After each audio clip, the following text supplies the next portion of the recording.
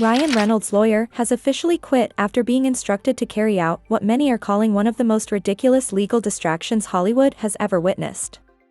Ryan apparently believed that fabricating a new scandal would somehow wipe away Blake Lively's courtroom fiasco. But instead of going along with the plan, the attorney blew the lid off the scheme, transforming Ryan's gamble into an epic public embarrassment. Daniel Keene, once the trusted legal representative of the entertainment world's golden couple, has now resigned, and he didn't do it quietly. He left with evidence. According to leaked internal memos, Keene flatly refused to proceed with 3 outrageous filings that Blake and Ryan personally pushed for.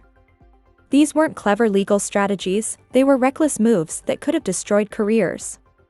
One proposal involved submitting doctored text messages, while another centered on a harassment allegation built on a flimsy foundation, the timeline that didn't even align with the official court records. And the third? A sweeping accusation that Justin Baldoni had deliberately inflicted emotional distress just because of a supposed snub at a movie premiere. Keene immediately recognized where this was heading. Submitting these motions would have triggered a Rule 11 violation, legal code for you're about to get sanctioned for wasting the court's time with baseless nonsense. Even worse, the State Bar Association would almost certainly have opened a formal investigation. For a seasoned attorney with decades of hard-won credibility, it was professional suicide waiting to happen. So Keene did the only rational thing. He walked away. But he didn't leave quietly. Before exiting, he issued a scorched earth warning. That warning came in the form of a confidential letter sent directly to the Bar Association, and now leaked to the press. In it, Keene reportedly called Blake and Ryan's entire strategy legal terrorism. That's not some obscure legal term, it was plain, scathing language to make clear the case was propped up by lies, weaponized PR tactics, and raw celebrity entitlement. In the letter, Keene detailed how the couple wasn't trying to prove they'd been harmed or to seek any real justice. Their goal, he wrote, was to hijack the headlines and punish anyone who dared to criticize them.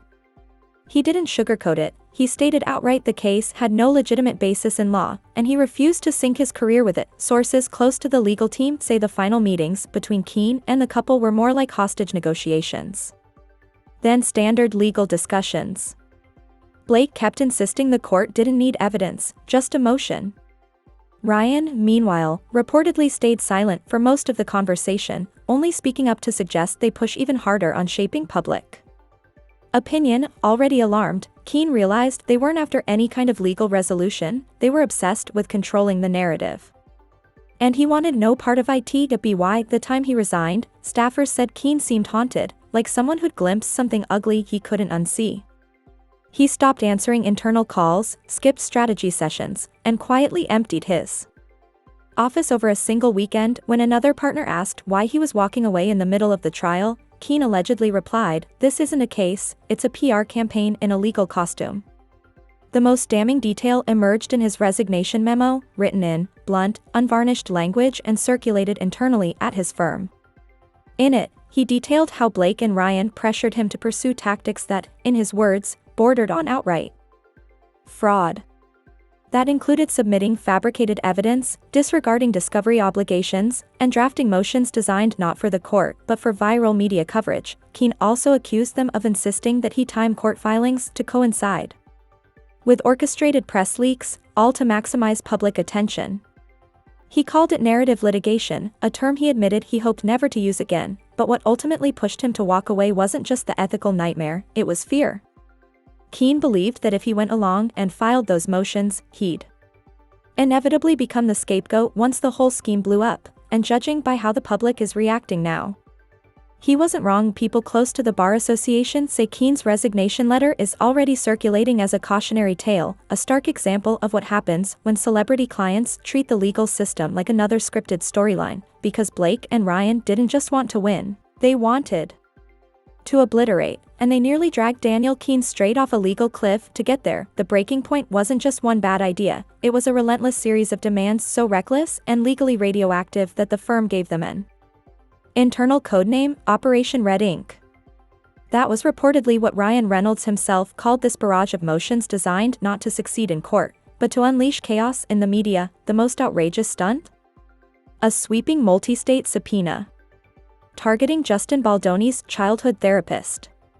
The supposed goal was to unearth psychological patterns, a premise with no relevance to the case and zero chance of producing admissible evidence. The therapist wasn't listed as a witness, hadn't spoken publicly, and hadn't treated Baldoni in decades. But Blake insisted that dragging the therapist into the spotlight would somehow reveal the full picture of Justin's emotional state. Keene saw it for what it really was, an intimidation ploy dressed up as a legal maneuver. He refused to sign it. But Blake wouldn't let it go. According to internal emails from May 2024, she followed up 3 times in a single week, pressuring Keene to reconsider the value of pretrial narrative shaping. Staffers described the tone of her messages as less persuasive than flat-out desperate, and it only escalated.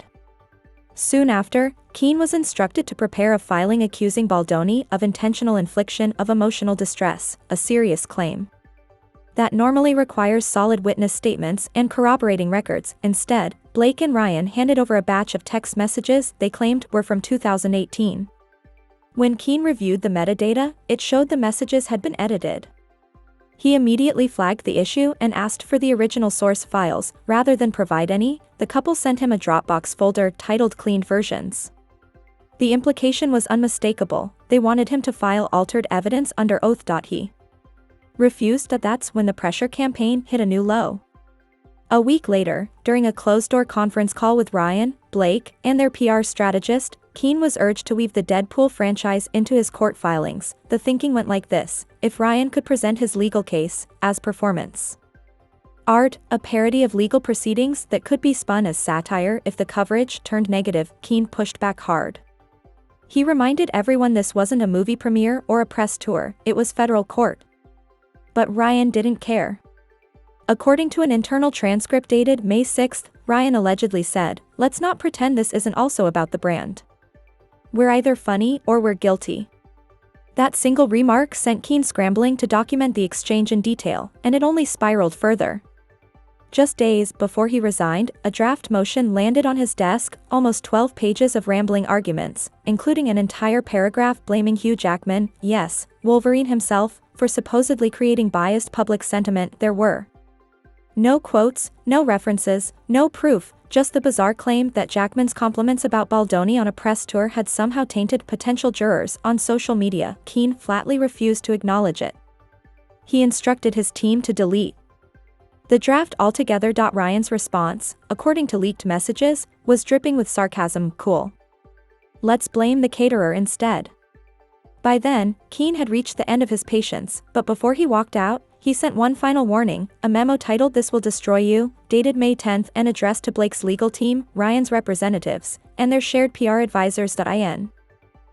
Keene laid out that the entire legal strategy was built on no factual foundation, violated multiple provisions of the ABA model rules of professional conduct, and would almost certainly end in disbarment if any judge decided to investigate where their so-called evidence had come from. One line from that memo stands out. Keene warned their approach could easily invite federal scrutiny, especially after a tip Keene had received that Disney's legal department was already reviewing Ryan's activities. There were serious concerns that Reynolds had allegedly funneled internal Disney marketing budgets, money earmarked to promote Deadpool and Wolverine, into media campaigns designed to smear Baldoni.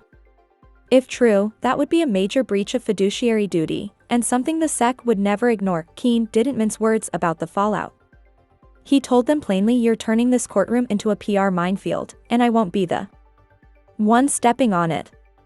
He attached summaries of internal communications and message logs, warning that if any of these materials were ever subpoenaed, they'd look like premeditated narrative manipulation, not legitimate legal advocacy. Still, Blake refused to reconsider. Her team responded by asking Keene to rework the tone of the memo to remove language that sounds overly alarmist. He didn't reply that night. He forwarded the entire memo to 2 senior partners at his firm, attached his resignation letter, and quietly packed up his office. She suggested quoting Saturday Night Live skits, inserting Deadpool gifs, and even dropping internet memes to humanize her pain. One draft motion actually started with a fake quote from a gossip tabloid, and ended with a link to a BuzzFeed listicle. Keene refused to sign any of it. Worse still, the leaked documents showed Ryan's direct involvement in these stunts. In a flag draft dated May 5, Ryan recommended filing a motion accusing Justin Baldoni of emotional sabotage by tone, claiming Baldoni's calm public demeanor was causing psychological confusion for Blake and damaging her career. No evidence. No witnesses. Just an untested theory. Privately, Keene described these filings as a coordinated narrative manipulation through legal instruments. That's exactly how Friedman's team characterized it in their official response, filed just 48 hours after receiving the leak. The motion, now public, accused Blake and Ryan of abusing the legal system cloaked in celebrity influence, with a strategy engineered for headlines, not justice. But Keene's leak didn't end with the spectacle. It also exposed the machinery behind Blake's so-called witness pool. His documents confirmed the use of a group pleading, a tactic where multiple people are sued together without a real basis, just to inflate the scope and complexity of the case. Names like Jamie Heath, Melissa Nathan, and Valden Incorporated appeared in filings despite having no direct connection to the core allegations. One subpoena was so outrageous it stood out even amid the chaos. A court request sent to Taylor Swift's personal trainer, citing a single gym check-in with Baldoni in December 2022. The stated justification? That she might have witnessed emotionally abusive posturing. The court rejected it immediately. In a private signal message dated May 17, Keene described the entire strategy as legal gaslighting and emotional blackmail dressed up as litigation. He understood it wasn't about the merits, it was about overload. The more names, the more subpoenas, the more headlines. The real objective was to drain Baldoni's legal resources and drown the public in confusion, and Keene wasn't the only one who recognized how dangerous it was. An internal memo reviewed by senior partners at Keene's firm flatly warned him, if you submit this, you'll get disbarred faster than you can blink. That memo referred specifically to a draft accusing Valden Incorporated of facilitating indirect narrative harm to Blake, a claim with zero supporting evidence. There was even a Slack log from April 28 where Blake personally instructed that 3 new celebrity-adjacent names be added to every filing cycle. Her note: need to keep narrative momentum. Public attention drops if we go static. And for a while, it worked. Headlines latched onto the added names, blogs speculated wildly, and rumors spread unchecked. But none of it held up in court. Friedman's reply brief dismantled the group pleading tactic line by line, citing the total lack of evidence, the waste of court time, and the reputational damage inflicted on innocent people who were dragged